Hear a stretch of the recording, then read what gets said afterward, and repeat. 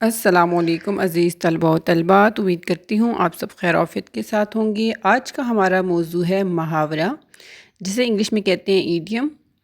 محاورہ لفظ عربی زبان کا لفظ ہے جس کے معنی ہے بات چیت، سوال و جواب اور گفتگو۔ تعریف: ایسا کلام یا مرکب الفاظ جو اپنے لغوی یعنی حقیقی معنی کے بجائے مجازی یعنی غیر حقیقی معنوں میں راج ہو۔ خصوصیت کیا ہے؟ محاورے کے آخر میں علامت نا یعنی مصدر آتا ہے۔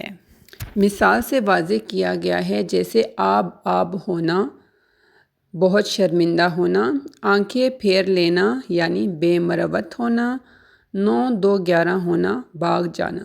اب یہاں روزمرہ اور محاورے میں فرق کو واضح کیا گیا ہے۔ روزمرہ اور محاورہ مجازی معنوں میں استعمال کیا جاتا ہے، یعنی وہ تو آنکھوں کا تارا ہے۔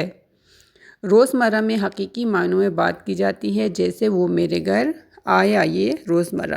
اسی طرح یہاں آپ دیکھیں اردو چند محاورات: گلا گھونٹنا، باغ باغ ہونا، ناک میں دم کرنا، آسمان سے باتیں کرنا، جلا بخشنا۔ ان تمام الفاظ یا جو مرکب الفاظ ہیں، ان کے آخر میں نا یعنی مصدر کا استعمال ہے اور یہ اس کی علامت ہے۔ یہ الفاظ محاورات ہیں۔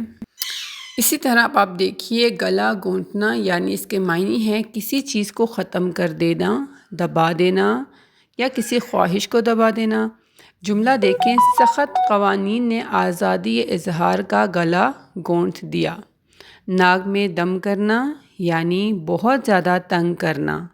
جملہ: بچوں نے شور مچا کر سب کی ناک میں دم کر دیا۔ آسمان سے باتیں کرنا معنی بہت زیادہ اونچا ہونا۔ جملہ: شہر کی بلند عمارتیں آسمان سے باتیں کر رہی ہیں۔ تو یہ تمام الفاظ جو ہے وہ محاورے کی مثال ہیں۔ اگلا دیکھیں باغ باغ ہونا یعنی بہت زیادہ خوش ہونا۔ جملہ: امتحان میں پہلی پوزیشن حاصل کر کے وہ باغ باغ ہو گئی، یعنی بہت زیادہ خوش ہو گئی۔ جلا بخشنا، رونق پیدا کرنا، خوبصورتی کو بڑھانا۔ جملہ دیکھیے: پھولوں کی رنگینی اور مہک نے باغ کو جلا بخش دی ہے۔ تو یہ محاورات ہیں اور ان کے جملے ہیں۔ امید کرتی ہوں کہ یہ آپ کے لیے مددگار